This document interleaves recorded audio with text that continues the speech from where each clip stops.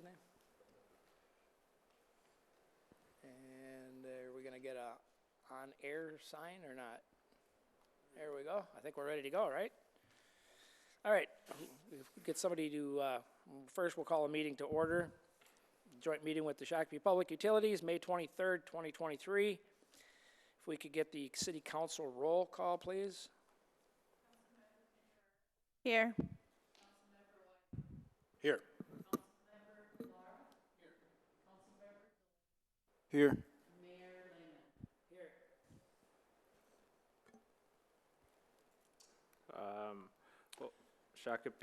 Welcome to the May 23rd Shakopee Public Utilities Commission joint meeting with the Shakopee City Council. Mr. Drent, please call roll. President Krieg. Here. Vice President Letourneau. Here. Commissioner Molko.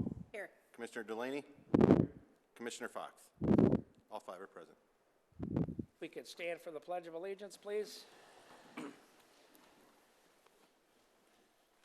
Allegiance to the flag of the United States of America and to the republic for which it stands, one nation, under God, indivisible, with liberty and justice for all.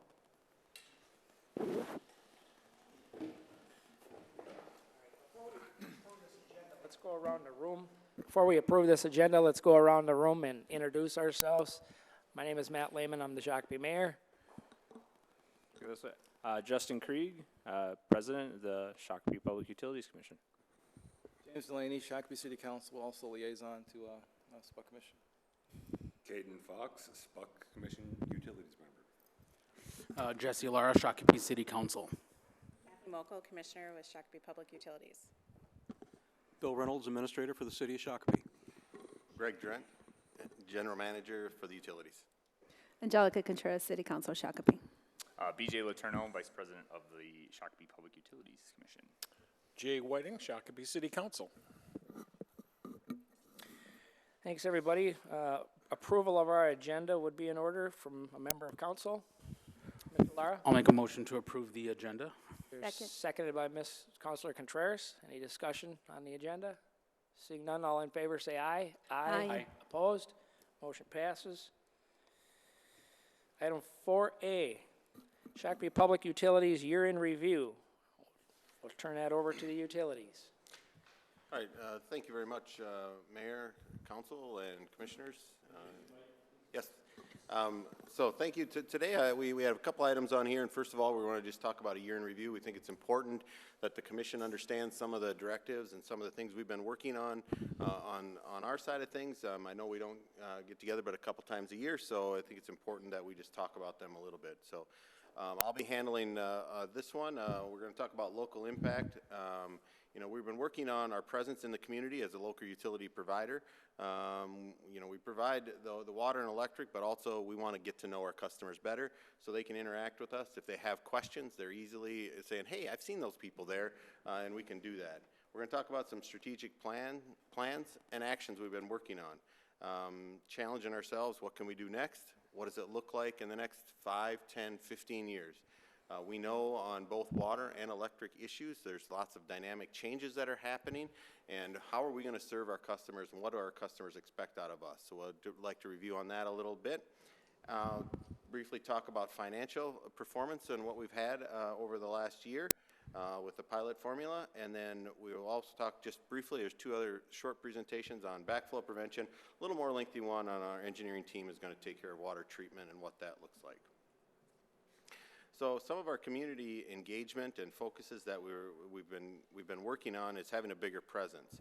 SPU every day is kind of what Sharon has worked on in trademarking, and as the community looks at everyday provider, what does that look like to us? So we need to get involved. We undertook Adopt a Park this last year right by the SPU facility and kind of underneath a walkway. We take care of that. But you know, what does it look like to do that? And people, our community can see that we're focused, we're rooted in a story that, hey, this is a utility that is focused and wants to give back to our community. Some of the community engagement stuff that we also work with some school stuff. We've had some tours of substation, what that looks like. preschool night, hanging floral baskets along with the city on that. School tours, we've been focusing on some of those things at with the high school students. They'll call us from time to time, and we'll also engage them to see if there's anything they need from us. You know, we take our EV vehicles, which the city also has, and we have them branded together to some of these focused events, and we've had a lot of success. People want to understand, what does that look like? What does the inside look like? How does it feel? Does it sit different than a normal car? So we've had really good success, lots of talking points with that. You know, we invite people to sit in and talk about it. We've also had some candy grab events, Rhythm on the Rails, which we're going to support again this year. We're going to have a theme behind that to try to get people to go paperless to help us in our operations. How can we inform people better on different things? So we're working on that. And then we've been doing some blood drives, which I sent an email to also Mr. Reynolds. What does that look like on that? And we have support from city staff when we do our blood drives too. So we have those right in our parking lot. The mobile unit comes by. Another one would be the big vehicle fair. They always like to see big trucks, and this is one of our linemen, Justin Rodard. This kid off to the left is like, oh my goodness, what's going on? So it's kind of fun to see kids interacting with some of our staff so that, you know, they're not, when they see us out on the road, they can stay back, but yet they know what we're up to. So that's kind of exciting for us to see this. Don't want to forget about some events that the city and the chamber hosts on Shack-O-Lantern and Spooky Family Fun. So Sharon's been to a lot of these events, has different things that we work on, some photo ops. We get lots of publicity on this, and they can see us. So, you know, we can't support like an Xcel Energy Center or something like that. So this is our way of giving back to the community on some of those things. And then, of course, the big Holiday Fest is the granddaddy of events that we have. And last 2 years, we've had the big gingerbread house, and this thing is massive, as you can see. Been fun putting that together. We are planning a little different one this year. We've had this 2 years in a row, so now we're gonna shift themes a little bit and be a part of that presence. But again, it's going to be just as big as a gingerbread house, but we're going to change a little theme just so it's not always the same thing. We mix it up, and we can help brand ourselves that way. Because of some of the things we've done, keeping with the blood drive, Toys for Tots, gifts for seniors and all that, 2022 was the second year of in the role for that. We've had some additional signage out in front of Sarazen, so people when they drive by can see that, hey, that the utility is doing things. And clearly our actions have noticed and felt in the community as the chamber, also as a proud recognition by the chamber of a community award that we also received. So those are some of the things that we're doing out in the community with that. A couple other partnerships that we worked on. We had a partnership with our school district. The school district came with us with a potential grant opportunity. They heard about this Solar for School programs that the state was offering. They had a developer that was kind of trying to get them to sell a package to that. Mr. Redmond came and met with us at the utility, and we kind of talked him through what their utility bill would look like after the solar, because there's not really much demand reduction on some of those. So we wanted to make sure that he was understanding that. But then also during those discussions, we as a utility said, you know, can we assist you in this? And one of the things, and our commission supported us on this, is we kind of helped them walk through the grant process. So we kind of took that grant process over for them. We were able to secure the $102,000 per school. We assisted in all the data analysis, worked with the state, SBU commissioners, awarded a $2,000 grant for each one, and really drove down this cost. This cost all of a sudden became about a 3 to 4 year payback on this solar system, and then it is energy that they can consume at their facility, and it's really a lot less money because of this grant and this opportunity. So without this, I think payback was in the 15-year range without us being a part of that. So we think that those same ratepayers, they also pay taxes. They also pay taxes to the school. So we thought this was a win-win for everyone. So we worked really hard at this. This did take significant hours on our side of things, but we know that it was money well spent for everyone. And Mr. Redmond has challenged me that we need to do some more of those because we heard there's some more funding. So we're going to go on to the next one, and we'll see if we can do that. That's all right. It's a good thing for the community. So, You heard a little bit about this last year. We had MVEC service territory. We do have the right to serve the service territory within the city limits. Out on the west end, we didn't serve some of Jackson Township. We got together with Minnesota Valley in negotiations, and some of those are interesting discussions, but at the end of the day, we agreed that out in Prior Lake, we had some customers that we felt that were a little distance for us, and they served all around Prior Lake, around that area. So we came to an agreement that we were going to swap some service territory. So we actually swapped some service territory out in Prior Lake. We gave up about 750 customers out in Prior Lake on the other side of 42, but in return, we got about 500 customers back and all the future development. For example, I know the Windermere developments out there was only a little sliver that was in our service territory. Now we get to serve it all. Opus development was in Minnesota Valley service territory. Now we serve all that. We pay 0 mill rate on the ones that are already in city limits. Future development, we do have to pay a small mill rate. It's about half the normal mill rate, and that was all part of negotiations. But we're super excited that we have all of Jackson Township, and we can serve them both water and electrically now. So we're designing our system to do that, which we'll talk about in future slides. If I can hold you. Yep, absolutely. You said you have all this Jackson Township now, which you don't have to pay the mill rate for? Or So you do? anything that's in the city limits right now, we don't have to pay a mill rate. Right. So if there's new annexed area, so you got an orderly annexation with Jackson Township, those future areas that come in, we do have to pay a 15 mill rate. So it's 1.5 cents per kilowatt hour. Wasn't there a time limit on that? It's a 10-year mill rate is what it is, so you have to pay for 10 years, and the time clock starts when it gets annexed in. So if it gets annexed in today, we have to pay 10 years from today. So if there's 0 development in 10 years, we don't pay anything. If it's half developed in 10 years, then we pay for half of it. So the time limit starts when it gets annexed in, and we have to keep records of that, and then we will submit them a check. But it's 15 mills, it's called. So it was normal mill rate is like 30 to 35 mills. It's about 3 cents per kilowatt hour on every kilowatt hour on a normal mill rate. Because we were giving up some stuff in Prior Lake, we negotiated the future stuff down to 15 mills. But like the Opus development, that's a 0 mill rate. So an industrial customer comes there, we don't have to pay anything for that because that was already within the city limits when the negotiations was happening.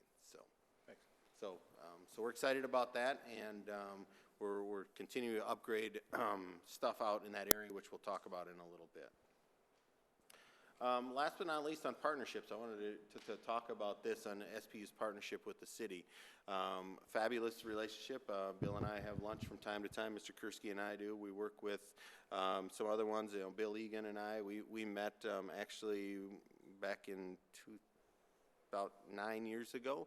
We were at a class at Hamlin on leadership development is where we met, and then I came to Shakopee, and we've kind of just had lunch from time to time on that, so it's nice to see him advancing as well. So I have a lunch, or we get together for meetings, DRC meetings on a regular basis, but if the city needs something, they're not afraid to call us.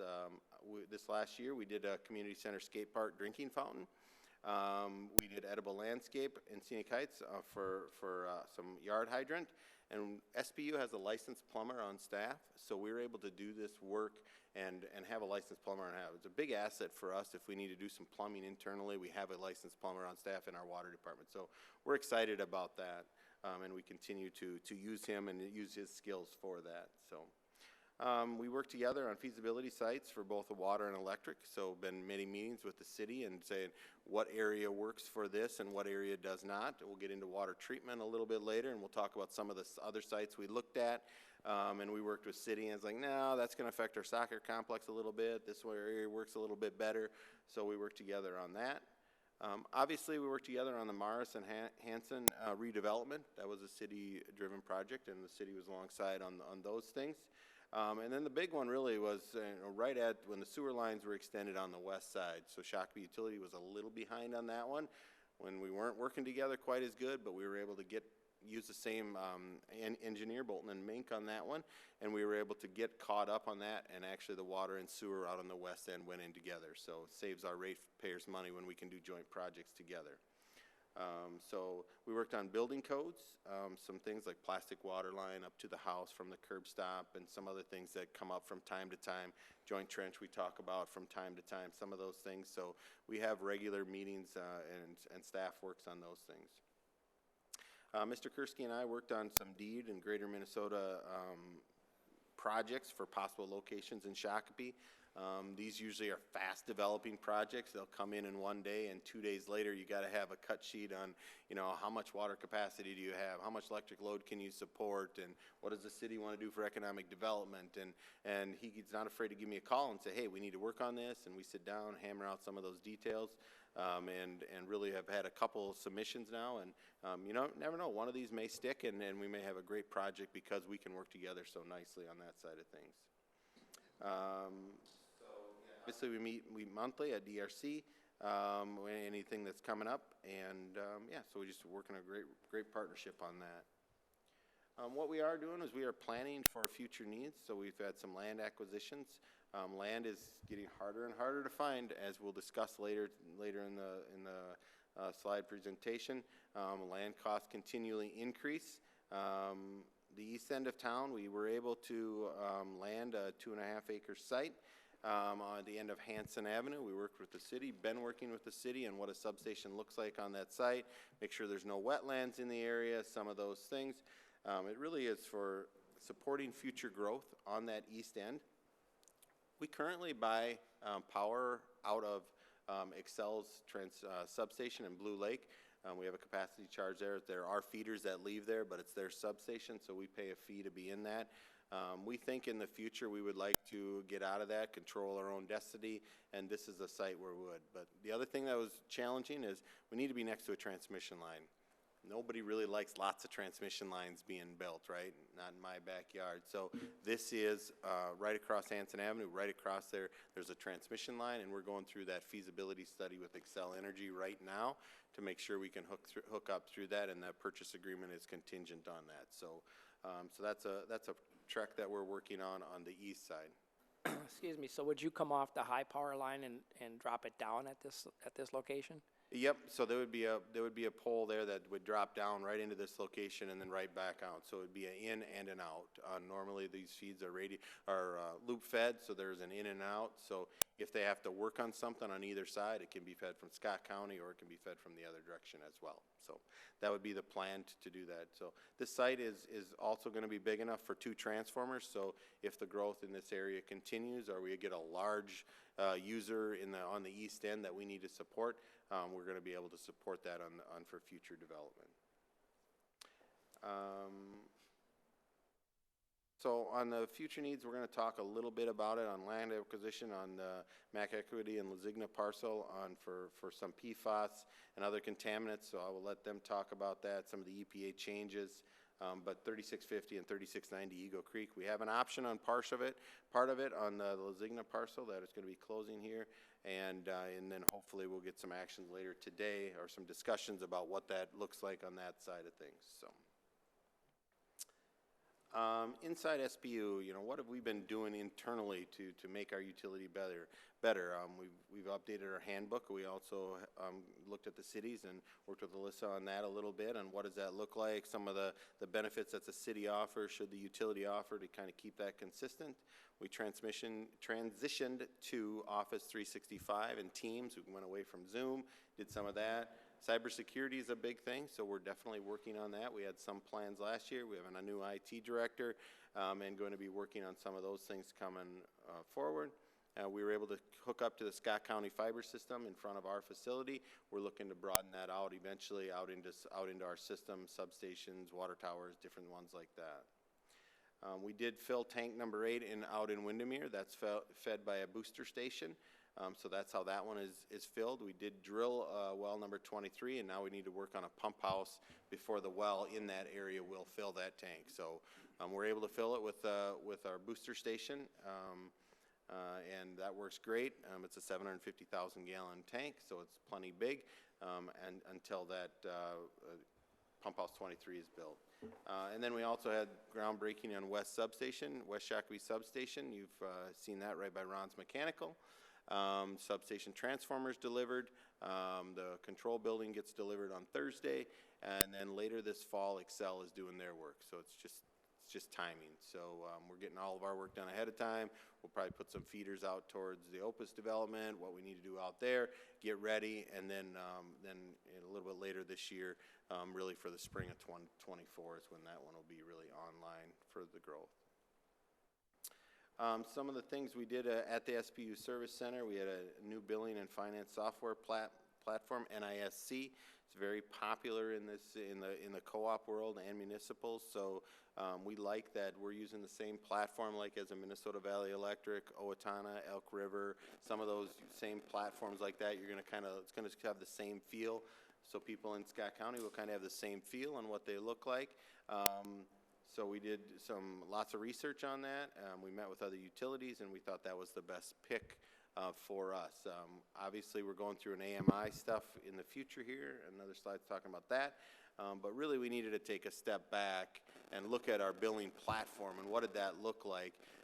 Because if you put all the AMI data into a not-so-great billing system, it doesn't work really well. So we took a year, took a step back, waited a year on the advanced metering infrastructure, and said we need to do a billing platform. So that's what we've been working on.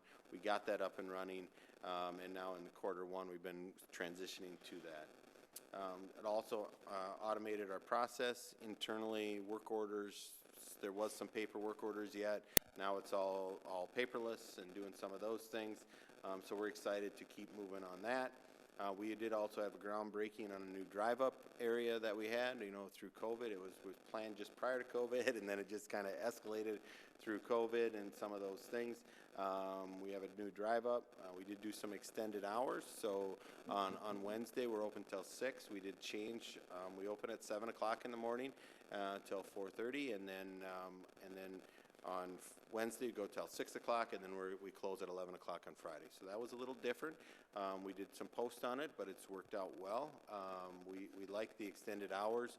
6 o'clock on Wednesday. We think it's important that some customers that work till 5 want to sign up for something or want to have somebody to talk to at that time.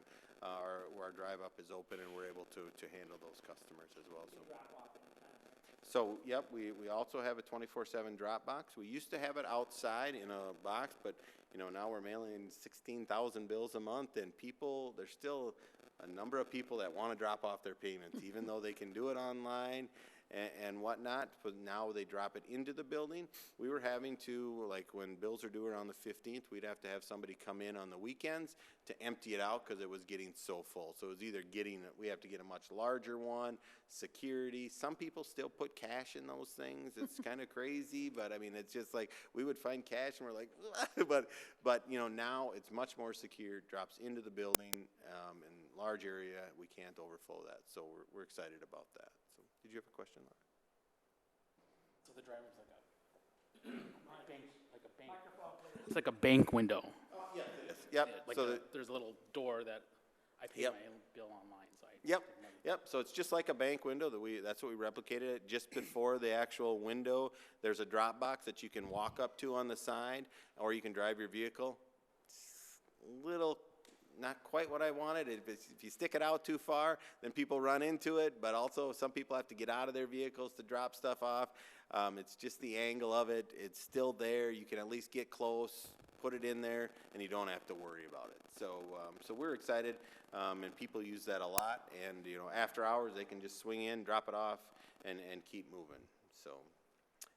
Also enhanced security. So if we do, we've had some lockdowns in the past. I don't think we had any this last year, but in years prior, we had some lockdowns. We're able to lock it down now, the front office, if we need to, and we can still keep drive-up open.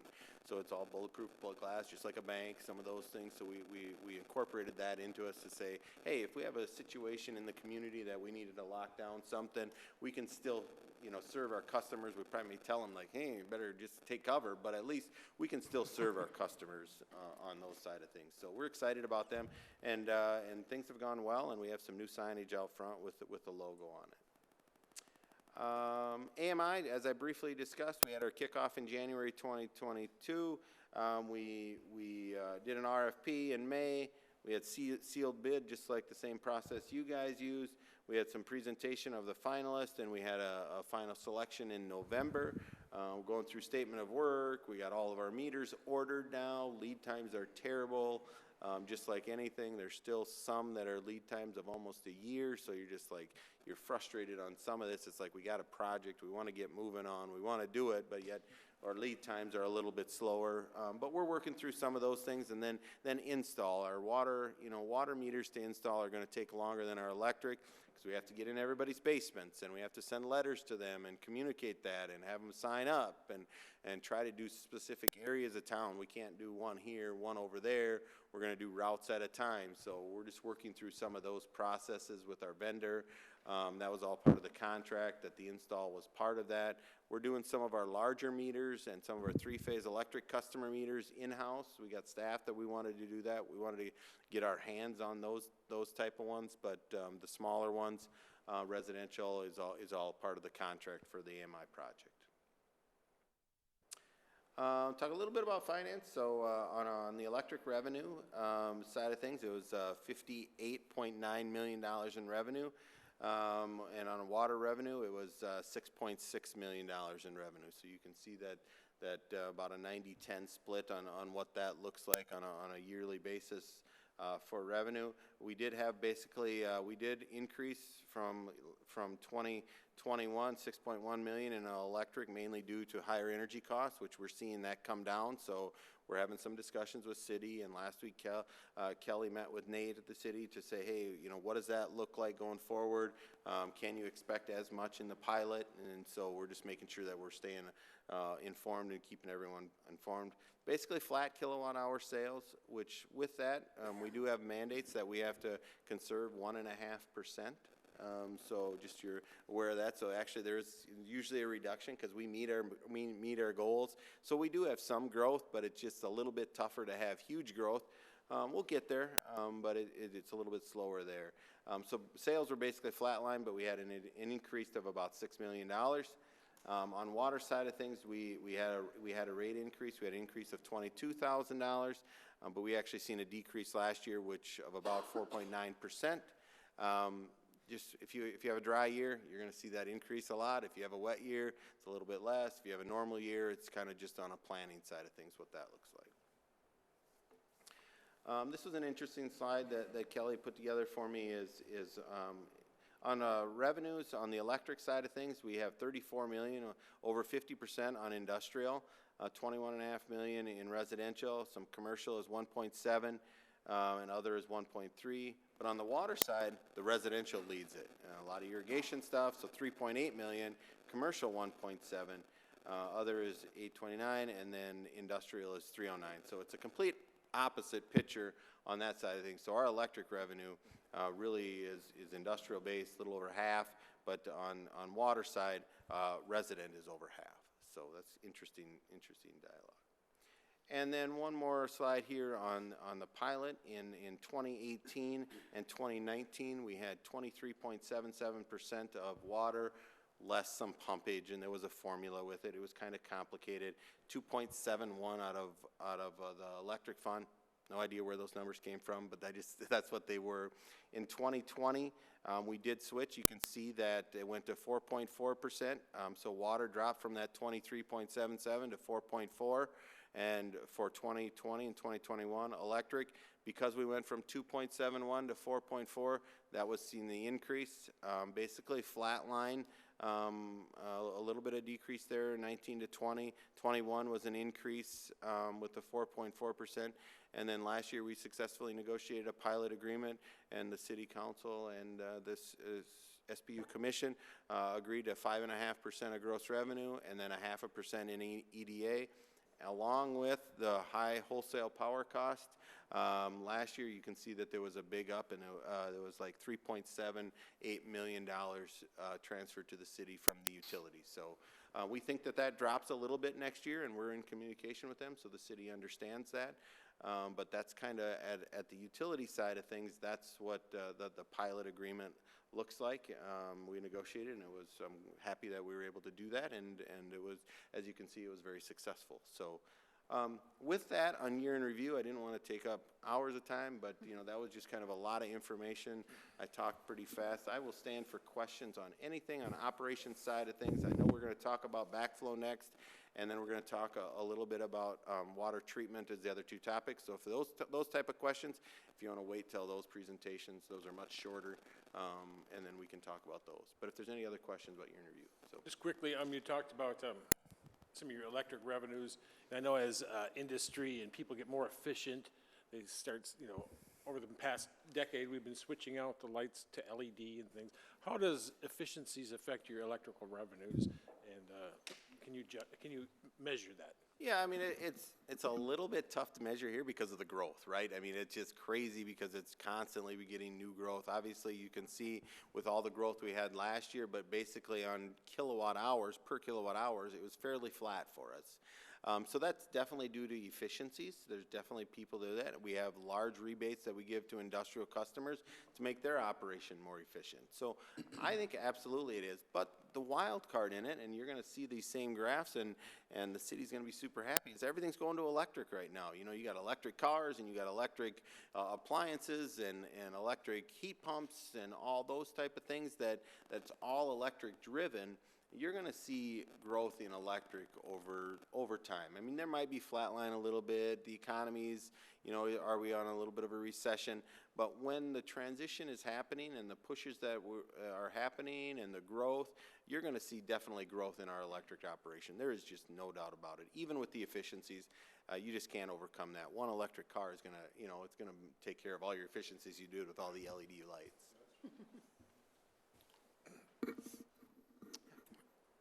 Could you do, people that are watching and then in the audience and whatnot, could you explain to them, because we were talking about revenue, what the utilities does with those, explain how it's structured, that it's a not-for-profit, correct? Yep.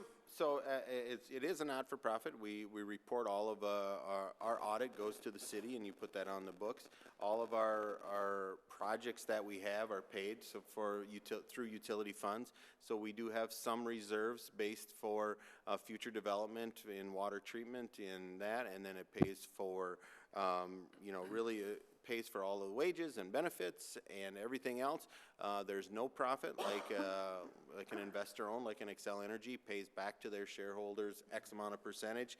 That does not happen at Shakopee Utilities. It basically goes back to control rates and try to have rates lower than Xcel Energy. And currently we've been successful in that business model. Just depending on the year, I mean, there's riders so it's kind of hard, and we do rate analysis from time to time, somewhere between 5 and 10 to 12% below Xcel Energy is kind of where our residential rate is right now. With the riders, we've even seen a little upward pressure of closer to 15% below. Industrial, they have a little more competitive advantage, and it's a little closer to about a break even on that. So absolutely, that's a good point. Locally owned, locally controlled. We have a voice. The commissioners are appointed by the council in the interview committee process. So if somebody wants to be on the board and talk about things, we talk about it now once a month. We have meetings just like the council meeting, and we invite public. We have a public comment period at our meetings as well. And we've had some, not a lot, but we've had some. We had some just recently on some of the fees and connection charges and stuff like that. And that's good to see. I think that's what public owned utility is all about, is letting the customers have that choice to come and voice their concerns, and then the policymakers can set the policy, and then staff is directed to fulfill the policy. Thank you. I would add just after watching your presentation, a lot of stuff going on for you guys. So a lot of good stuff. Good work, by the way. Communications are always difficult and probably the key to everything that we all do. I've said it a million times, so 1,000,001, I guess, tonight. But there's different groups that use different forms. Some of the elderly don't use the electronic stuff. They look for it in media, newspaper, whatever, mailers. And then you got the young crowd that wants it on the app. So I think all avenues of communication over the years, utility has got a lot better. We're seeing some things on, Facebook and social media, power outage, we're aware of it, blah, blah, blah. Yep. Got it worked out 2 hours later, it's all up and running. If your power's out, give us a call. good things. Them are great things, great improvements, but communications just can never be perfect. So it's always something to strive for, our side too. No, and I think that, you know, obviously when we talk about some of the backflow stuff and how the letter got generated, and then you get some feedback on what you did and how come I didn't get informed, and obviously going through our NISC platform, we had a couple people that didn't get signed up for their new system, and we didn't have contact information. We send them letters, and it ends up disconnect, and then they get super mad because of it, and we understand that, and we've waived some reconnection fees when that happens, but it's like, you know, unless you're signed up and unless you're engaged, sometimes it's tough for us to do that. So absolutely, we work on it, and we talk about it on a regular basis, and sometimes I balance is, you know, what social medias do you answer to, or do you just post stuff, right? Because if you answer to this one, do you answer to all of them? And But I so think that the informational piece is good. Yeah, but I've also seen some good times, some good stuff when we post stuff, and there'll be a link to us. And even though we're not responding to that specific site, but there's a link to, hey, yeah, they're addressing that issue. Right. I do think AMI will help us even inform customers even more, because we can then send text messages when you're out of power, because we'll have a two-way feed. I mean, I know it's a couple years from now and before all these are, but these new meters are a two-way type feed. So when we have an outage, we can automatically, if we have their contact information, we can send them a text message. They may be on vacation in Florida and say, hey, your house is out of power, but they get it on their phone. They're like, oh, cool. And then we can send another one when it's restored. So some of those things are really exciting. And that population that doesn't do technology, Yeah, I mean, you're just going to have, we'll still post stuff on our website, because we're going to have maps on what that looks like when we have power outages. But, you know, we'll still do some social media stuff, but that's really going to be the new avenue, is just, hey, if you are somebody that wants to be informed, give us your contact information, and we can either email you or send you a text message on those things. So, again, we're a little ways away from that, but that is my goal as the utility gets to that point, that we can, you know, inform customers better. If I may, I think your communication over the past 10 years has jumped completely. It's just incredibly expanded from where it had been. But the mayor's right, you know, communication is always, if somebody didn't get that call, that's going to be, you got terrible communication. But I know you're doing better, I can see it, but it is always something that you're going to have to always try and achieve more. And the mayor's right, there is that group that still wants that letter in the mail or the newspaper, but I think it's a good point and a good segue to your backflow, is because there was some communication recently on the backflow prevention, so maybe a good segue. Any other questions on that? All right, we will go into a little bit on drinking water backflow prevention. So obviously there's been a lot of talk about this in the community. Change is not always easy, but customers need to understand some of the reasons why we're adopting this and to protect the drinking water. Shakopee Utilities is the water purveyor and is obligated to make sure that we have safe drinking water, right? That's one of our obligations. We do support the plumbing code. It meets and exceeds the statute. Some of our policy manuals say that, hey, all of them need to be tested. Not only the 2016 and forward, but all backflow preventions need to be tested. It's a condition of service for the utility. So we think that it's important for us to continue to educate that. I do know that there was some letters sent out through Compliance Engine. Mr. Delaney and I had many conversations on this when this was first happening, and I'll talk about Compliance Engine and what that looks like.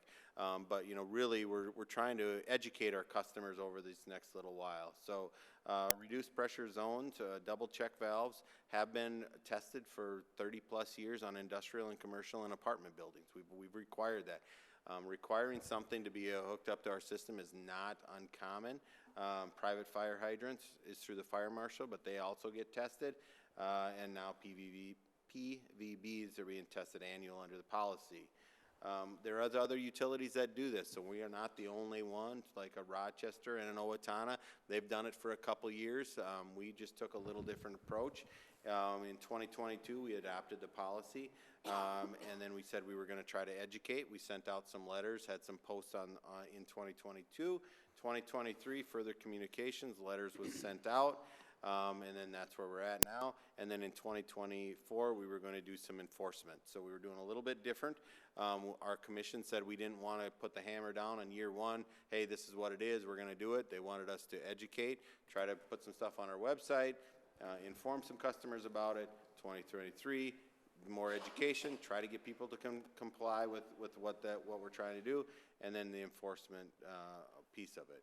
We did use a compliance engine. This is the same system that the Shakopee Fire Department uses for reporting some like fire hydrants, private fire hydrants.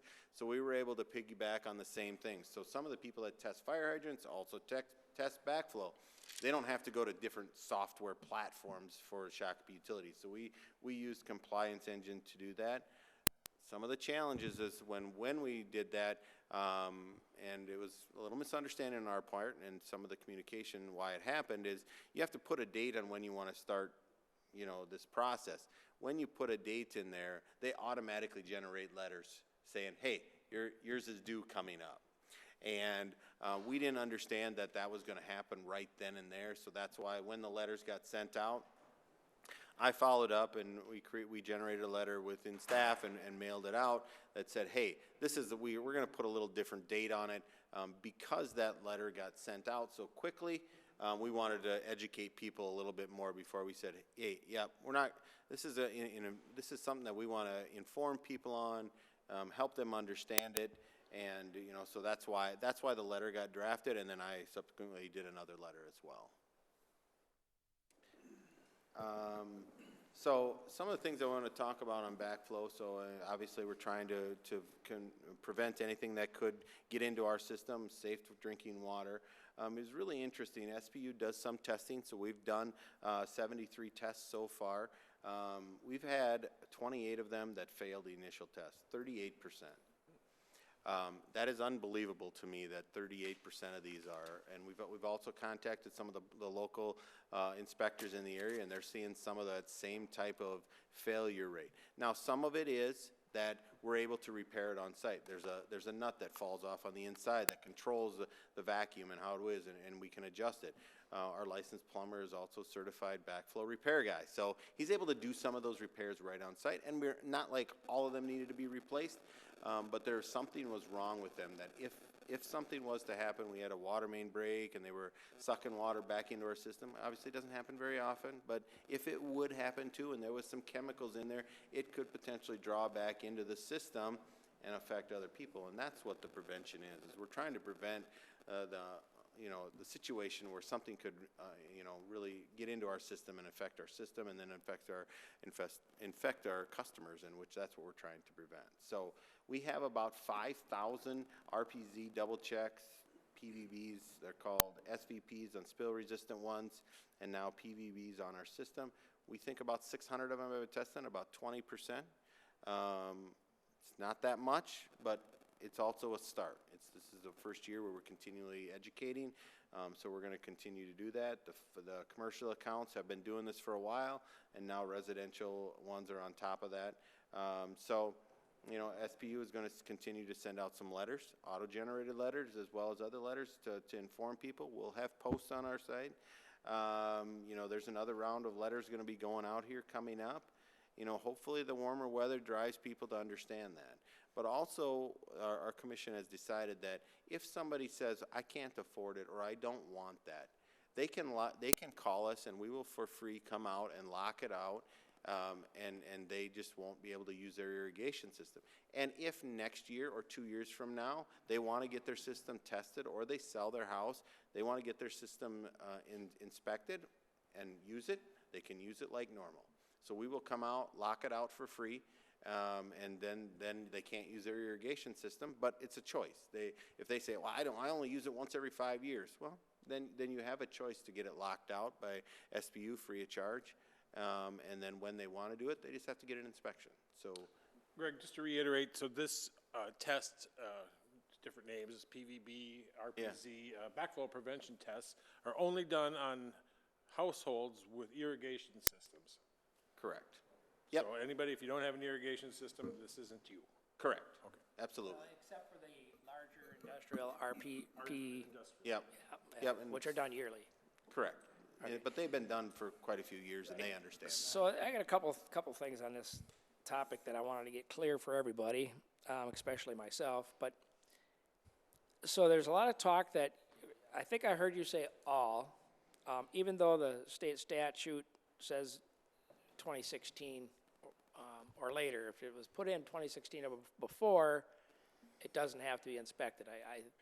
I've heard that argument in the public. Okay, so I want to clarify that portion. And then I wanted to clarify why are we doing this besides, well, it's mandated, correct? So I read 74 Water Act from the feds, came down to the states, and then the states gave a deadline until it actually has to be up and running and implemented. So if you could cover all these things, that would be great. And then the last thing I have on this topic is if we as a council could actually get a copy of the notes of this conversation so that when somebody asks us, we can actually give them the accurate information. I mean, I've read the laws, so I know what they say, but I'm hearing you say that you're going to do all, regardless of what the law says, right? Correct. Okay. I mean, yes. I mean, it's through our policy manual. Also, part of when you hook up to our system, we have a policy manual. Just like we have electric regulations, you have to meet these different requirements. We also have that on the water side of things, that you have to meet these requirements. And obviously you can see from the failure rates, we think that the older ones are worse off than the new ones, right? They're going to have a higher failure rate, and we think that their exposure is worse than really the newer ones. And we think that it's prudent as the water purveyor for Shakopee that we have safe water, and we think this is one of the ways to protect the system. And if you don't want to, we'll lock it out for you. Right. But I think it's a good little paragraph that you just stated on what your rationale is to go beyond the 16 requirement. Yep. Okay. Yeah, we can do that, absolutely. Yep. I would say that we've also answered hundreds of calls on this, and sometimes they don't like what they get from one avenue, so then they'll call another avenue. And Mayor, you and I have had a discussion with somebody that I've talked to, you've talked to, we talked to together. It's sometimes when they don't get what they like to hear, it's like, no, but that is the rules. Right. But like I just pointed out, just that little paragraph explaining your policy goes a long way, because now we're on the same page as you, and it's much easier for us to explain it when we're asked. Yeah. And we're in line with what your policy is, and we're not. We can absolutely do that. Inadvertently giving out inaccurate information. Yep, we can absolutely do that. Now, you're not doing this just because you feel like it. You're doing it because you're required to do it. Yeah, we're required to do it, and we think it's the right thing to do as the water purveyor to make sure we have safe drinking potable water in Shakopee, and this is one way to protect our system, is to make sure that we don't have cross connections and backflow, that somebody hooks up something on their system and it pushes back into our system. We want to make sure that we're protected and people can't go and just do some of those things. If you have an old one, you have an option of replacing it. Yep, so have to use the utility people to repair it. There's companies out there that do this, right? Absolutely. Okay. Yep, and we've also met with city and talked about when somebody installs one, also requiring that it gets inspected. There's been some like, okay, I can install it, but is it required to get inspected? So we're working with city staff to make sure that language says install and inspected rather than just installed. They're supposed to inspect them every time, right? I mean, it's like you putting a part on a car and then I'm just going to not check if it works, right? Like parking in a parking lot, put a starter in, still don't start, right? Right. But we're working with city on that, and our water department has worked with Nate and really said, hey, can we get this changed? And we've worked with that on that. Greg, it's not a plumbing thing, it's a matter of public health. It really is, because the backflow is preventing, it could be raw sewage back into your freshwater system or whatever contaminants it could be. Yeah, it's preventing that from happening. Correct. There's a lot of people that use their irrigation system and they'll put either some sort of liquid or something in their system so when the irrigation system goes off that it also irrigates their lawn, and if that was to suck back in the system, usually it probably would just stay in their house, right? But that's bad too. But if for some reason that we would have something where it sucked it back further into the water main and then all of a sudden it pushed out to other people, that's a potential contaminant that could happen. So I remember one of our meetings, if it was this year or last year, we had a presentation on this. I'm not sure if it was Lon or someone, but that would be a good one maybe if we can find that one to go back and look at it had some good graphics in it that shows like what's happening with this. So I think that might be something that we could good point out. Yeah, absolutely. And I would point out that obviously this gentleman has been talking with our communications person about how to properly speak in a mic, so thank you. So, yeah, so those are the things that we talked about on backflow. I think that, you know, those are some of the concerns we had and some of the things we've been working on. I just wanted to mention to the city council too, that we have asked staff to list some of the plumbers online and who offers this service. We have also talked about how much they're charging, because we don't want someone to go in and start gouging some of these residents. I think that's just something we need to control if we're gonna require this of our citizens, so that's just part of this. That's important too, Kathy. This is not something that we are not doing the service of this. We're just making it required, and the residents need to go out and find the person to do the work for it. We're not making, You're we are not the ones. making it required. Higher levels of government have done that to you. Yeah. Just want to, so mine conveniently got inspected yesterday. And I ran out and spoke to the gentleman that it was my irrigation, the guy that blows my line out at the end of the year. He does this now. And when I said, hey, I have some questions about this, clearly everybody he's working on is running out there and asking the same questions I was, because he was very standoffish, because he's like, why do you want to know that? So, so I can experience that I had this done. It passed. My neighbor failed. So it shows that there are failures out there. And what I learned from him, he was very, very informational and very detailed. But I did not know that you can hook up chemicals for your irrigation to spray your lawn. And that kind of alarmed me. He goes, there's people that have that. Well, if this aren't inspected, that's going to get back into our drinking water and could go on. If they're not inspected, how long could that go undetected before we, find that issue? Yeah, I mean, so it would also have to be like a lack of pressure, because the system is pressing out. But if we had a water main break and there was some of those in there and that vacuum breaker did not work, absolutely that could happen. But normally it's always got positive pressure, and it just blows out in the system. It does what it's supposed to. So you would have to have two things that happen, but it happens from time to time. Right. We have some from time to time.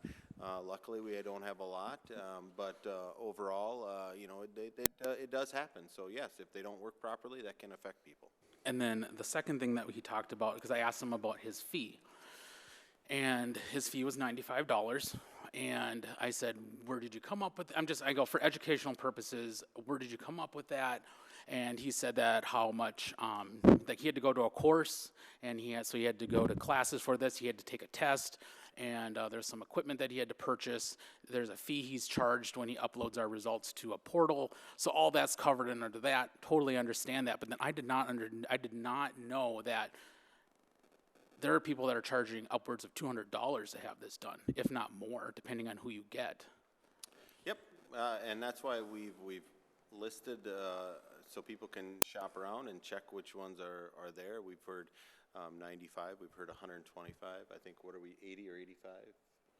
$85 is what the utility does, so we've done 70 some of them. We've just tried to help that. We think we're on the lower side of things. We should probably maybe increase that a little bit. I don't think we should be the cheapest one, right? I mean, I think we're just trying to, if people can't find it, there is an option to give us a call and we help them out. So, but very common, we've heard 95 to 120 is very common. We've heard even some stories that somebody set up to $400. So, yeah, that is scary, and that's why I think our commission said we need to list people. We thought about, and we actually called some to try to get pricing, but it's just different. Like, do you have to call every year? They said they'll do more if they get in certain areas. They'll have reduced pricing, and then do you put a promotion for that company on our website? And we just said, it gets a little bit dicey, so we just said, let's just list them, and people will know who does it, and they can call a couple different ones if they want.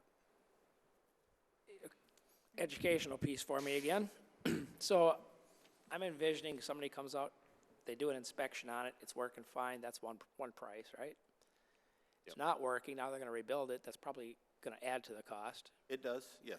And then I'm guessing there's different systems where maybe it's just a standard system, just water, and then there's the kind that are adding chemicals, maybe a little bit more sophisticated. Yeah, I don't know that much about them, but yes, Okay. probably, I would guess so. So I'm trying to understand that it's just not a set price. It's kind of based on what you're actually getting. Is it the trip service to say, yep, I tested it, it's fine. I tested it, it's not fine. I'm going to spend a half hour rebuilding it. That's an additional charge. Or, you know, this thing is really unique and really sophisticated. You know, I know there's different kinds. There's these vacuum ones and there's some other kinds out there. Yeah, and there's so- different manufacturers at each one, so there's ones that definitely, most of them can be at least adjusted, but there's some people that say that it's just a matter of next year you're gonna be replacing it anyway, and, you know, and some people just decide to replace them because they want their irrigation system, and then it's usually good for a while, and they can test them every year and make sure that they work properly. So we haven't heard a lot of negative impact on that once that people understand and they get tested, and then they're like, oh, it failed? Kind of glad I got it tested now, because like you say, it's, you know, something that could happen, and they realize what it is, and then they're okay with it, so.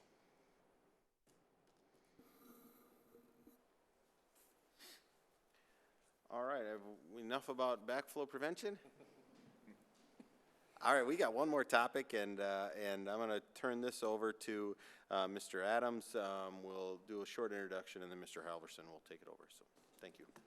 Thank you, Greg. I just want to introduce to everyone SPU's newest staff member, who is a familiar face in this building, Ryan Halverson. He has 20 years experience with the city.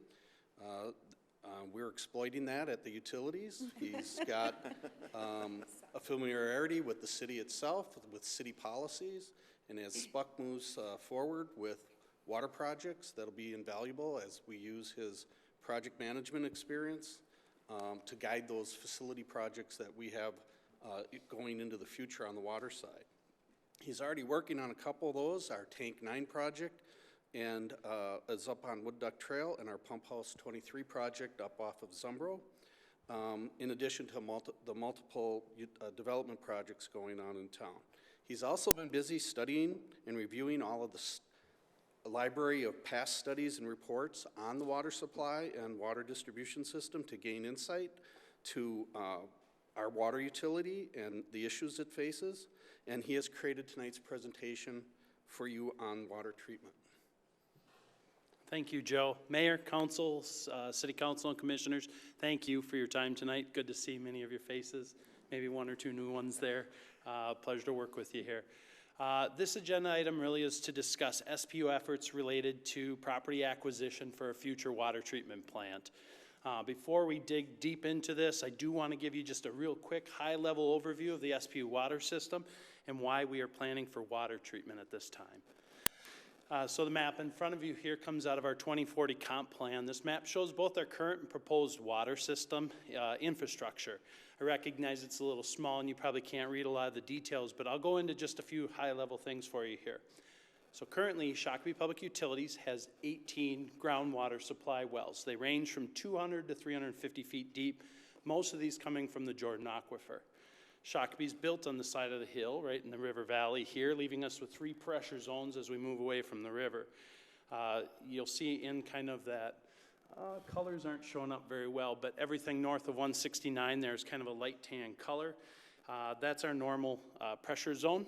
We have a high elevation zone 1, which kind of incorporates most of the area from Veerling Drive to approximately just south of 169, maybe Valley View Road, and then that second high elevation zone, which is further south, all of the Windermere, Dominion, those kinds of areas as well.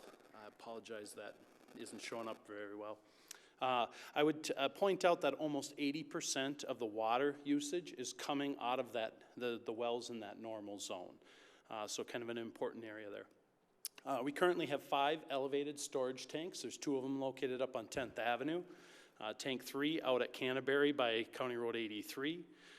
We have Tank 4 sitting out in Dominion Hills, kind of south of the highway there. And then the newest elevated tank out at Windermere, Tank 8.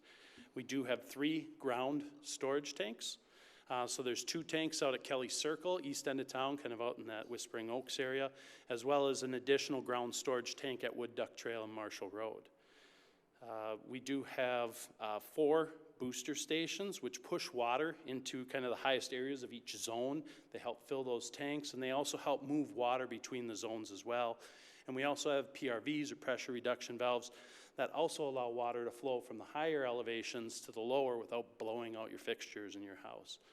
These are spread across the 3 pressure zones. I'd like to point out that each zone can operate on its own. However, the redundancy, we have redundancy built into this system by connecting all of these zones. It allows us to take any one of those components, and in fact, our master plan, accommodates taking out 2 of the largest wells, 2 of the largest pieces of equipment, and still provide capacity and reliability for drinking water, fire flows, et cetera, what's necessary for that public system. Additionally, SPU has a joint powers agreement with the city of Savage. We have a couple of interconnections at Whispering Oaks as well as Savage, which would allow us to exchange water in case of emergency. And this has been explored with the SMSC in Prior Lake as well. This map does show some of those future improvements we're currently working on designing. We'll be back before you soon with Water Tank 9, which will be on the same site as the ground storage tank at Wood Duck Trail. Looking for a CUP possible. We're working with city staff on that. And then we actually just opened bids on a pump house well at 23, and we're starting exploring our water treatment here. We've got other future booster stations and other water treatment facilities down the road as well. So let's talk about our water. We have safe drinking water. So we're talking about treatment, but I just want to assure everybody, we have safe drinking water right now. We meet all safety regulations with our drinking water system. Currently, no treatment is needed, and we don't do that. We do add chlorine for disinfection, disinfection and fluoride per state regulations. We do add some polyphosphates to wells 12 and 15. 12 is in that Dominion area, 15 is near Sunpath. Those polyphosphates help in stabilizing water quality. This is due to iron and manganese. It just kind of helps with minimizing color, scale, deposits, corrosion, and other things related to chlorine demand in drinking water systems. Couple of catchphrases here. You guys have probably all heard nitrates, and PFAS is the big new one in the news. I'm going to start with nitrates. Nitrates are a naturally occurring organic compound. They do have man-made sources, animal waste or like feedlots, fertilizer, individual septic systems in some of the undeveloped areas of town can leach into the groundwater system. Ultimately, consuming too much nitrate can be harmful, and it reduces the ability of red blood cells to carry oxygen. This is important for pregnant women and infants. The nitrate levels here, we've been monitoring these at SPU for 20 plus years. There is a regulatory limit. We have been at or below on all those wells. Recent trend is everything has been stabilizing and or kind of inching down. We would attribute that this downward trend due to the conversion of agricultural farmland into developed land, less fertilizer, less animal waste spread on those fields. The other big one here is PFAS. So these are perfluoroalkyl substances and polyfluoroalkyl substances. These substances, while new in the news, have been around since the 1940s. They're man-made chemicals. They're often found in firefighting foams and retardants. They're found in nonstick cookware, beauty products, grease and water-resistant products. These have extremely long chemical lives, and they don't break down easily in nature. Similarly, these substances do build up in the body, and they can have serious negative health impacts. As testing improvements have improved, or testing methods have improved, the EPA has identified many of these PFAS compounds. Emerging contaminants will always be a concern of water suppliers. Trace amounts of PFAS have been detected in the older SPU wells, kind of in that normal pressure zone. Our limited monitoring results show that we are generally under the proposed rules that are coming out. And that's why I get into this next slide. So why treatment right now? I'm telling you our water system's safe. Well, that is current, that's true, but there is current discussion around emerging contaminants and potential regulation that makes planning for water treatment a prudent decision on the utility's behalf. These substances, these detectable amounts of PFAS in our older wells, the newer wells currently don't have detectable PFAS limits, but these regulations are coming soon. I have a slide here from the EPA. They're out in the public comment period right now. That closes here shortly, and then the EPA is going to move forward with some kind of regulation. You see some limits here. 4 parts per trillion is the enforceable level that they're recommending for PFOA as well as PFOS. There's a class, there's about 4 to 6 other PFAS combinations that will be in kind of a hazard index, and there's a method to calculating them, and they have to sum up to below this 1 unit number. When we look at that the current Minnesota guidelines, we are well under that for that kind of combined limit. What I would tell you is that the PFOA and the PFOS, if you go back just one slide, I kind of boxed a few of them there. There's a bunch of small numbers with a bunch of decimal points. If you were to move that decimal point over 3 to the right, that would give you our number of where we're at. So you're seeing 1 part per trillion up to 3, some upper 3s in there. So generally okay, but we don't know where this rule is going to land. So again, we're taking a look at it. And then the other thing that I'd really point out here is they have proposed MCLGs, which is what they want to recommend. If money didn't matter and they could go after it, they'd eliminate this completely from all sources of drinking water. And that may be where regulation goes as testing and other requirements improve. So again, prudent for us to be looking at this time. Excuse me, Ryan? You Yes, had sir. said EPA is looking at banning PFAS. I think some states already have, and Europe has. You know, I'm limited to the same news articles and sources you are. Minnesota is looking at one of the most restrictive bans on PFAS. It does serve some very, very fantastic uses. We'll see where legislature, states, and other regulations come in. It's the wild card in all of this. You're right, it's not a completely clear vision yet. Exactly. So some of this is chemicals from large chemical companies, I guess I'd say, without saying a name. Is there any accountability for these folks that cause some of this stuff to pay for some of the treatment? You know, that's beyond local jurisdiction. I would say that that's something that your state legislature and or the EPA is probably going to look at. Similarly, I mean, I just got done talking about nitrates, and nitrates, while naturally occurring, also have man-made sources too. And some of those large companies that probably benefited from that probably didn't pay into it as well. I don't have a better answer for you than that, but.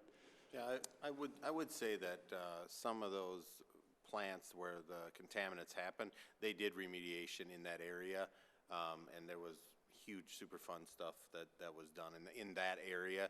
It's just not gone, like, traveled throughout the organization. So that's why the state they're working on some funding sources as well to help out with some of this as well. And to the point, I kind of pointed out some of these point sources. This is in cosmetics. This is in, I've read in the microwave popcorn bags that you get. I don't want to use specific brand names, but the fast food label or wrappers that you get, they don't soak grease through that layer or that wrapper into your lap while you're eating it in the car. Those are some of those sources of these. So it's pretty wide scale in its use. And it's in firefighting foams and those retardants that our own firefighters use to protect our establishments. So some good uses, maybe some others that are a little frivolous. We'll see where things go with regulation. So kind of to keep going here, where I'm going with this is when the regulations come forward, we also don't know how quickly we're going to have to react. There's some hints out there that we may have a few years. We'll see where the cards fall on that. But land acquisition, planning, engineering, bidding, and construction can take years. SPU is prudently planning right now for future treatment needs before we're required to do so.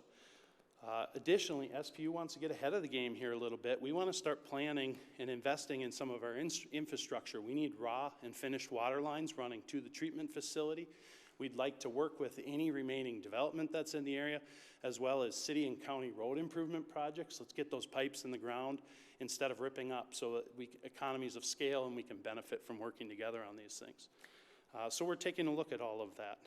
Excuse me, that brought up one of the questions I wrote down. What's it take to do this treatment, and could you treat it at the wells, right at the source before it enters the system? Or could you treat it at the towers instead of trying to? Thank you. Yeah, I think we'll Yeah, great question, Mayor, and I'm actually going to address that here right now in the next few slides for you. So, what is SPU doing right now, right? So, 2021, SPU did do a water treatment study. We developed a treatment feasibility report with 3 different alternates. One centralized plant for treatment, others that it was all satellite at all the different the wells or pump houses, as well as a hybrid model, which used a centralized location for the normal zone, and then individual satellite sites for all those remote locations or wells. That primary location is about an 18 to 20 million gallon per day treatment facility. And again, that 80% of that water is coming out of that normal zone. And then treatment at each of the other sites will only treat for the elements that are present in the water. So we may not need to treat for PFAS at a well at Windermere. If we need iron and manganese, we can do that at just that site. So each of those satellites would be accordingly. And then as we look at well, I'll show you that in a little bit. Straight out of our comp plan here, you can see that we're planning ahead. Some of the sites that we've purchased recently, doing due diligence, we made sure that we had extra land available as we were looking for these sites and securing them, so that we could put individual treatment facilities in some of those in the first and second high zones. But again, we don't have that in the normal zone. And that's what brings me to this next slide. So this next slide right here is showing all those little purple squares that you see there are wells or pump stations in our normal zone. There's as many as 12 wells supplying that normal zone. They're all predominantly right around 169 between Marshall Road and County Road 83. In this process, we met with city staff to kind of review available land, where a facility like this would fit. We have rapid development in this area, and there's not much land left out in this area for a treatment facility. On this map, the TV shows it a little bit better than my computer screen. There's kind of some green shaded areas there, most of that being the gravel pit and the available land kind of in that Eagle Creek, 83 and 17th Avenue area. That's predominantly the last pieces of land that's left in our normal zone that isn't already occupied by residential or some kind of commercial or industrial property. Additionally, there is some pink shaded land just to the right there. That's owned by the SMSC.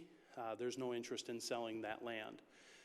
We've, through that comp planning process, looked at where these wells are, even laid out where we could put raw water lines and get our trunk lines laid out and find sites or narrow down our site selection based on proximity to all these areas.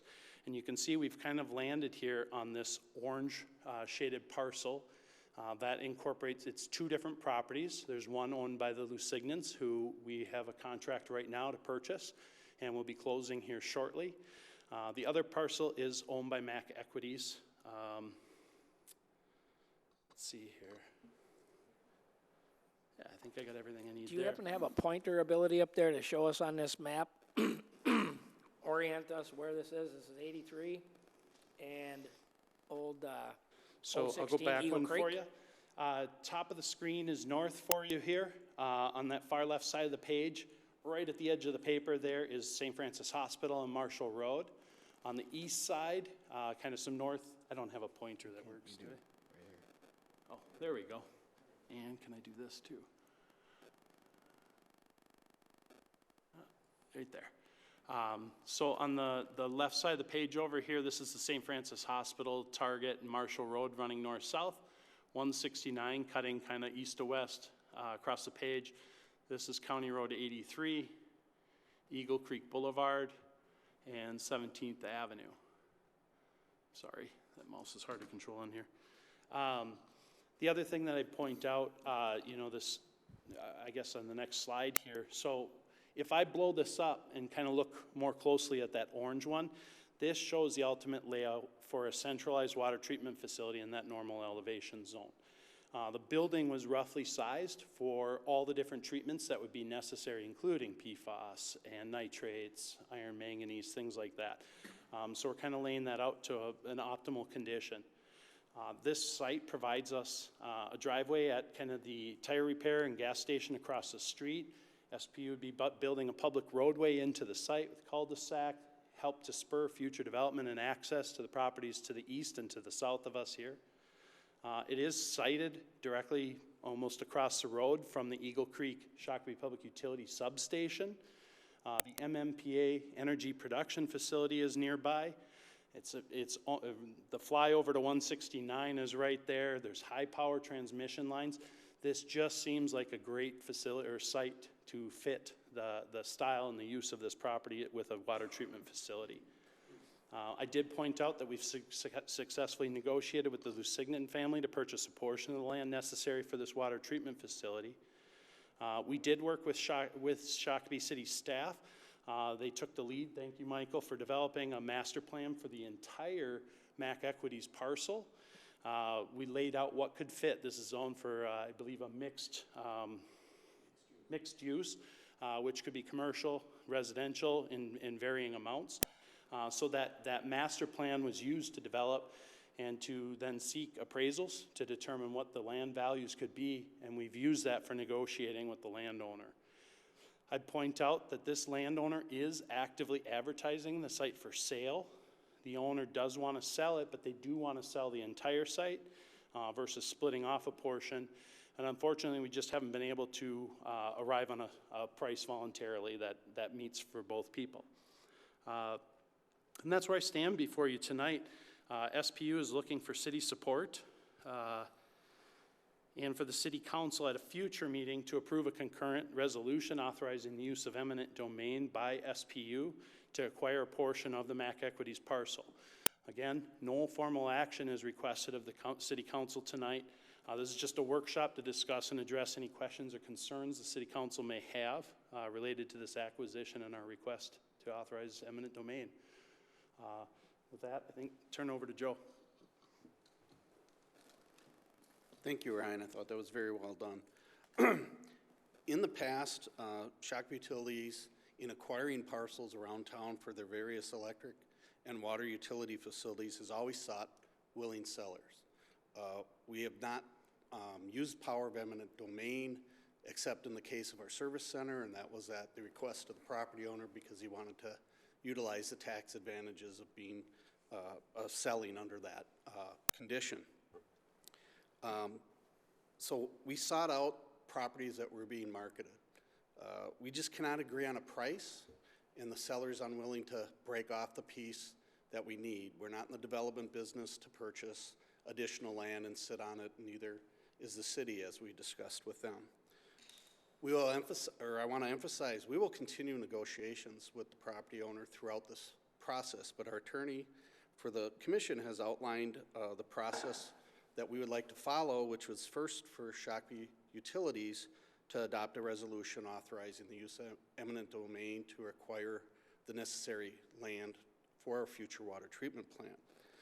Then we would ask the council to concur with their own resolution in support of that. The litigation that may result, the city would not have any exposure to any cost to that. The commission would, of course, cover all of that.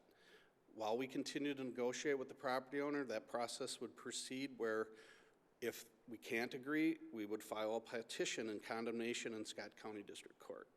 The petition would state that the city of Shakopee, by and through the Shakopee Public Utilities Commission, is taking this action. Again, we would direct and manage the litigation, not the city, and the city would not have any expenses. The court proceeding would move forward with the court appointing 3 commissioners, citizens, to determine the amount of compensation to be paid to the landowner, because that is the only issue we can't agree on. They do want to sell. They're willing to sell to us. They just want to sell all 15 acres when we only need approximately 5. And when we valued it based on the master plan, their valuation and ours are too far apart at the moment. So again, not asking for any action tonight, but we do ask ultimately for your support for this action. Can you take that little red pointer and point out which property square, because I see two of them, that you're talking about and which one you have an agreement with currently? It'll be hard to see the line here, but if you kind of follow there's a right about here, and then it kind of juts up.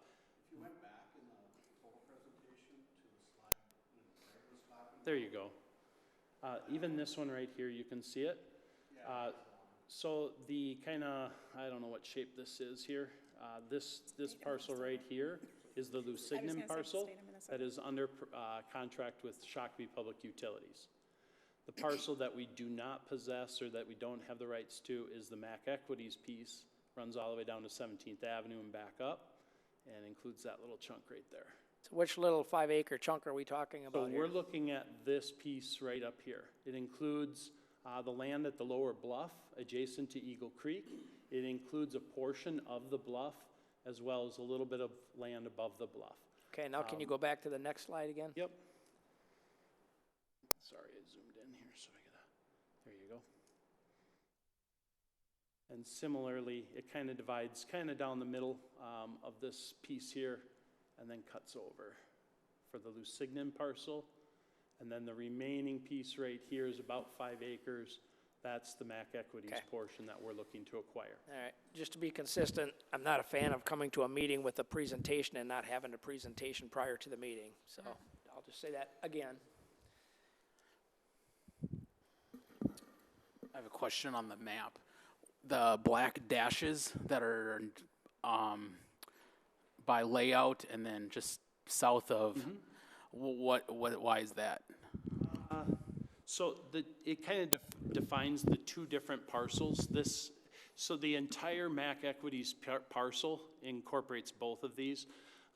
You can see there's kind of an upper piece that SPU needs right here. That's what we'd be purchasing, or in total between the two property owners looking to secure. This remaining portion down here would stay with Mac Equities, remain.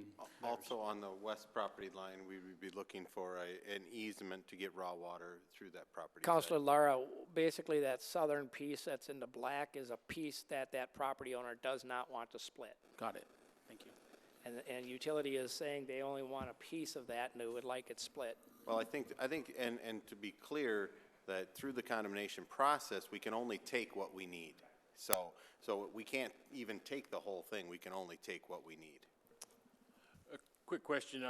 This is real dependent. This location is dependent on your pump houses and your water lines and things like that, correct? It's been logically laid out to be along the common path of public right-of-ways to make the connections from the water supply wells and pump houses to this site. There are 12 different potential wells that Ryan pointed out with the map that would need to connect into here so we could treat the water for this pressure zone. And this is a parcel, if you follow the blue lines, that's the primary route within public right-of-way. The red lines are alternate paths for the water mains to connect. We not only have to bring the raw water from the wells to treat it, we have to reverse the flow and put the finished water back into the system near where it originated from because of the way the distribution system piping that's already existing, the way the hydraulics work for it.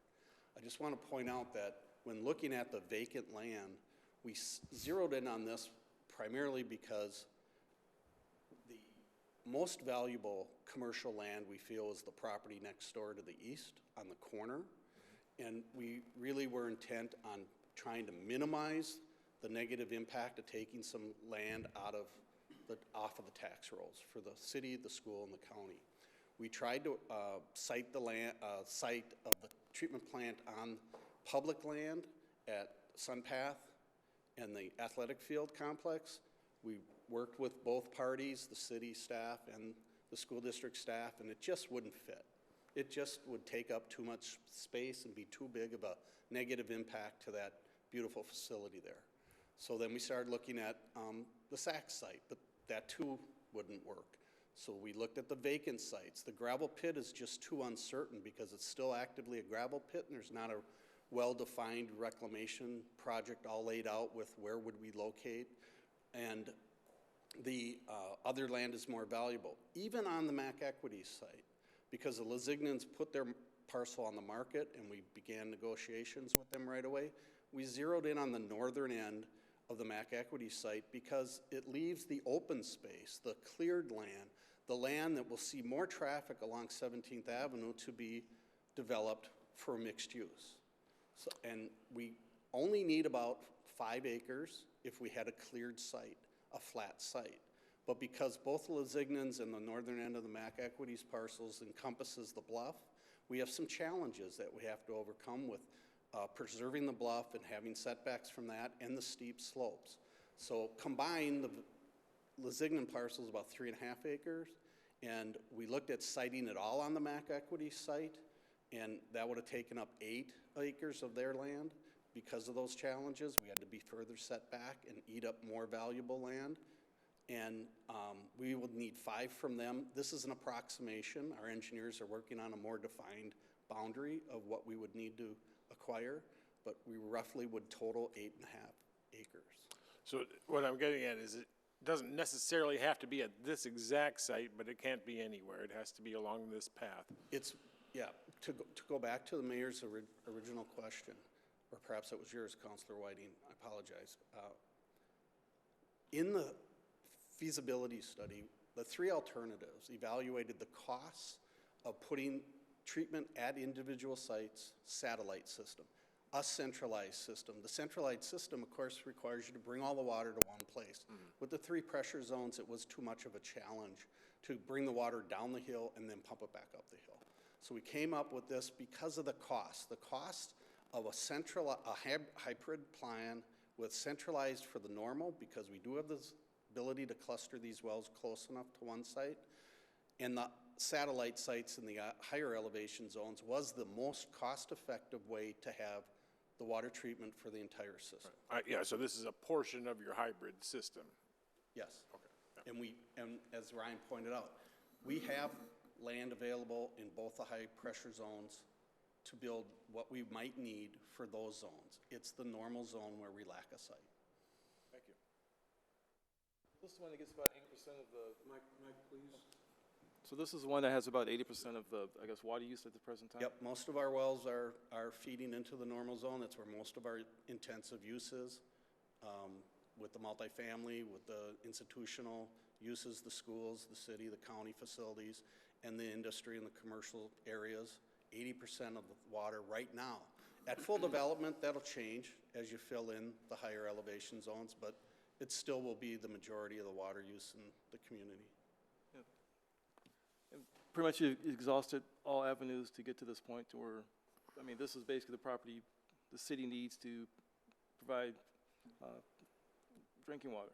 We're kind of boxed in. Yeah. When you look at the map and see what's already developed and what's available, this is the logical site.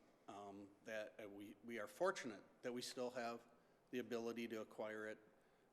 And really the seller is not against selling it, it's price. We just can't agree on price, and we're not a fan any more than the council or any member of the public is of using the power of eminent domain, but it's for situations like this where you just can't agree on the price to be fair to the public and fair to the property owner.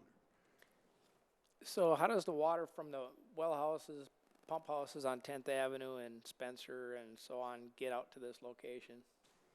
That's a good question. In the hybrid plan with ultimate development, should we need more intensive treatment at the wells on Valley Park Drive, which we call 4 and 5, we would abandon those wells because they are too far distant and too much in between to get over to here.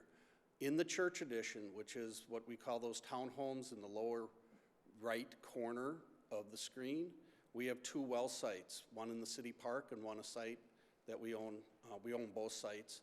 So we've long planned to replace that pumping capacity with a higher volume well there. And the ones you mentioned, Mayor, at 10th Avenue, we have a low volume well 2 and a higher volume Jordan 8 and 3 along 10th Avenue there. Those we would probably mothball, put in reserve should they need more intensive treatment. We could add treatment to Pump House 3 for them should our projections be low compared to what ultimate water use is. But we wouldn't need to do that if we have these 12 wells feeding into this normal zone based on our projections. So we would not need to bring the water from those locations to here. Okay, so another question, since the whole system is tied together, if you were treating the wells in the valley, I call it, through this site and feeding it back into the system, does it work like the nitrates? So you've got one well over here that's not on the treated system. Well, it's on the system, it's connected, but it's not treated separately. It's getting majorly diluted by the rest of it?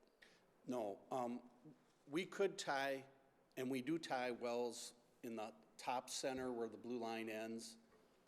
North of 169, we have 3 wells, wells 6, 7, and 10. 2 of them, 6 and 7, are in the Jordan Aquifer.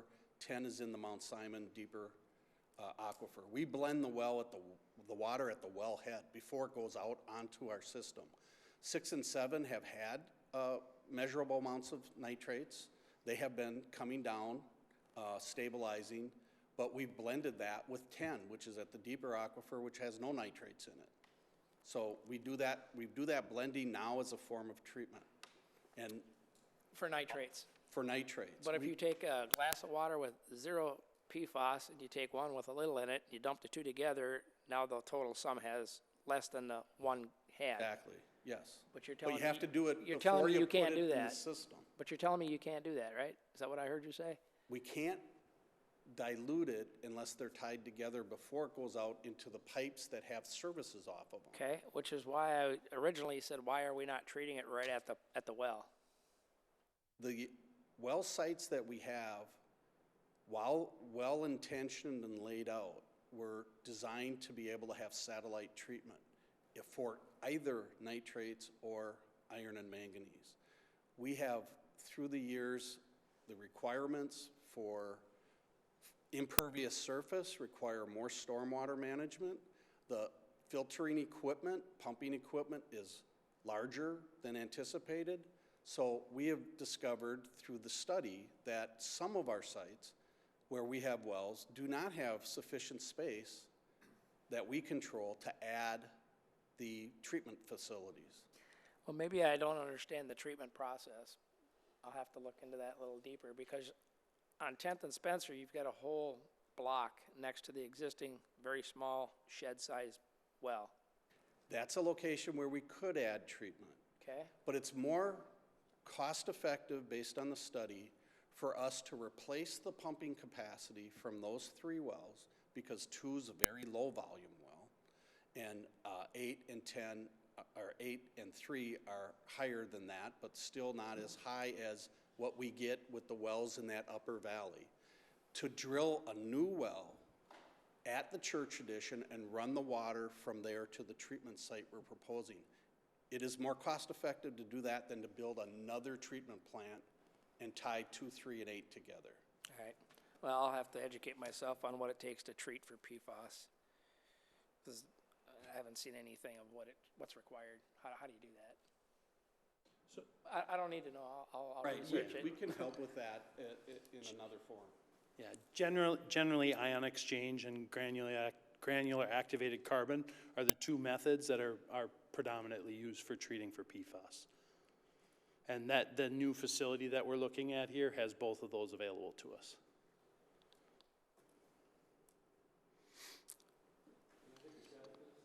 Sure. So it came up when we were picking this path. Sorry, I'll be much louder. So it's just methodology. We have all these wells all over the place. We don't have capacity or room or land to treat everything everywhere on its own, so we have to clump them up together. Conceptually, it would be best to have everything route into a single place where we can do everything in one spot, because when you have to replicate all those treatment systems everywhere, it gets more expensive because it's not always like linear scaling. There's a lot of over redundancy at that level. So we clumped it together as best we could in certain spots. There will be some spots that might have to have individual treatment just because we can't get them all the way, or they're at, high zone 2 and we need more in normal zone. But with this approach, it's the best approach between keeping costs low by centralizing things while not overcosting or spending too much getting everything into one unified system.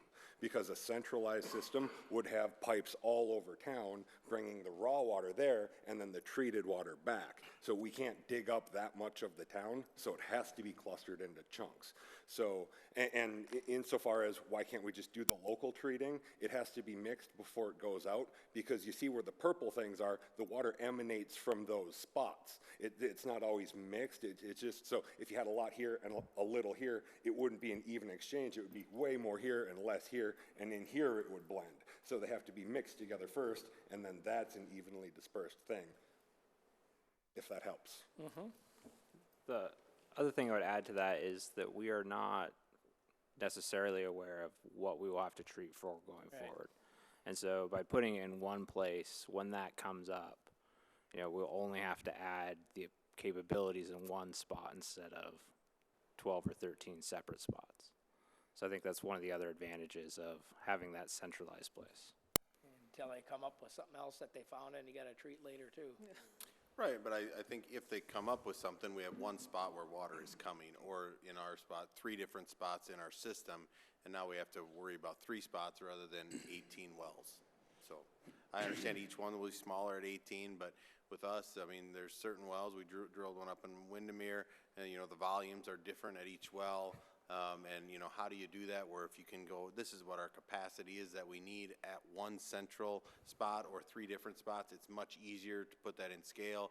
If we add wells in different areas and put it into the pipeline, the raw line, to get it to the treatment, I think that's the better use of ratepayers' money than always trying to continually fix, like, oh, now we need a little bit more capacity, or this is going bad, or whatever. So,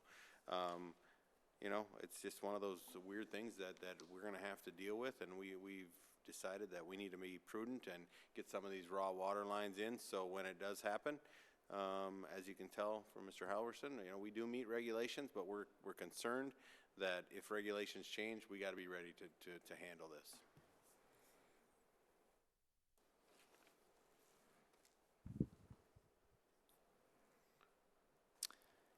Anybody else? So yeah, we're not asking for anything tonight, so I mean, we're just asking for, we can give a presentation, we can give you more details when we ask for that resolution, but we plan on continuing down this path unless we get a clear consensus from the council that you won't support that, then we would have to try to figure out something else. And thank you, Mr. Fox, for the late-term explanation. Staff, you should probably pump up his pay. He's doing a better job than you muckety-mucks with the scientific names and stuff. They just had to explain it to me more, so it stuck. A few times. So we are at other business, and the one question I had when I saw the governor's, I think it was the bonding bill or something, had money in it for lead water service lines replacement. And I just don't know if Shakopee has them or not. Yeah, well, Lon, can you go up and to the microphone and talk about lead and copper, or lead and copper lines and what we have in town? How does somebody know? I don't, Yep. I guess it was like a 50s thing or something when some of this was put in. Yeah. Thank you, Mayor, Commissioners, and Council. Lon Schemmel, Water Superintendent. We just had a meeting today with Sharon, who's going to help us get the word out to our public about the inventories that the entire United States has to do. And it's not just lead service lines, they're calling it that. They want a water service line inventory. If 30 years from now, they decide that there's something wrong with plastic lines, they want to know where those are too. So we have to have a complete inventory.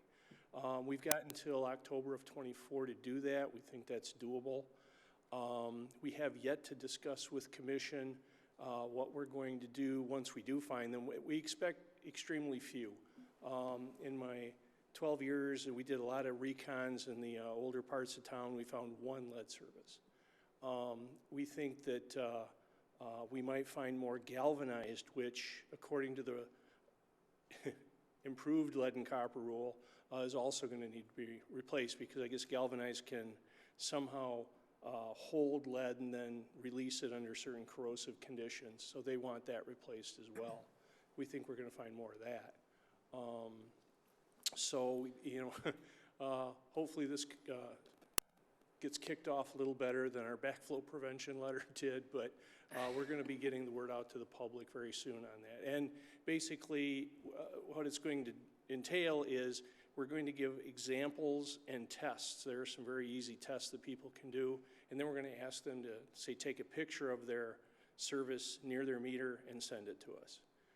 So mine is I would three. also comment, just 1 second, that maybe we could also incorporate this into our AMI project as well, and we might be able to get a lot of data through our AMI project. So we'll have some internal discussions about that as well, since we're going to be putting our hands basically on Everservice.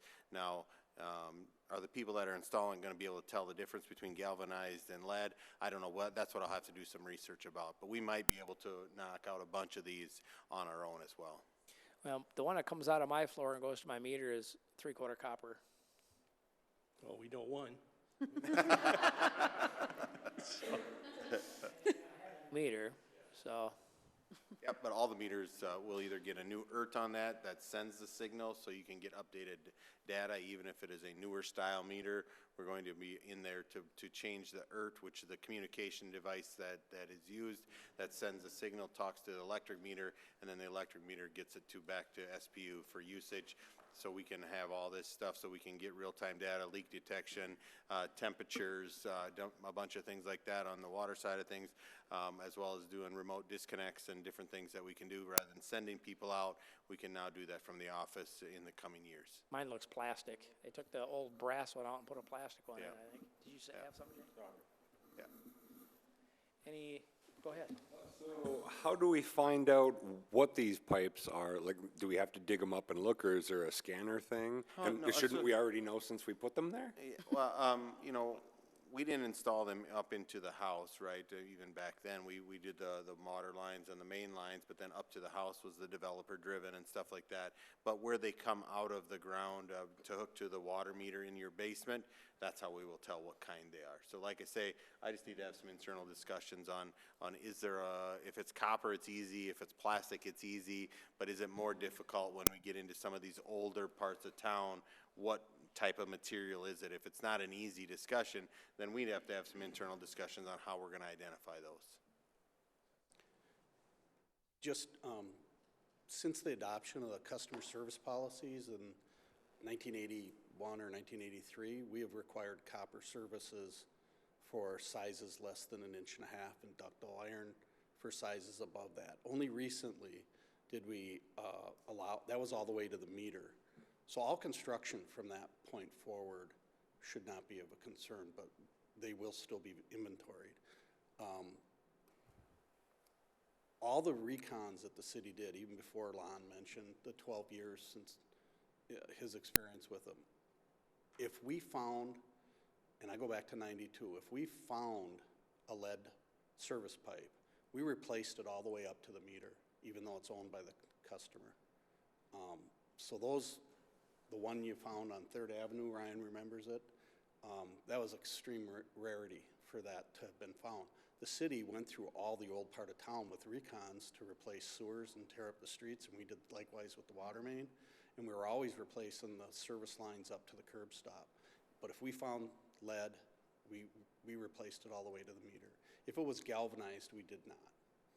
And I don't think we have an inventory of those, so we'll have to, when we change the meters out, see what's on the other end. I'm guessing there must be communities that are mostly lead or something. Yeah, enough. Yeah, I think there's enough that people know older parts that have some problems. All right. Anything else from council?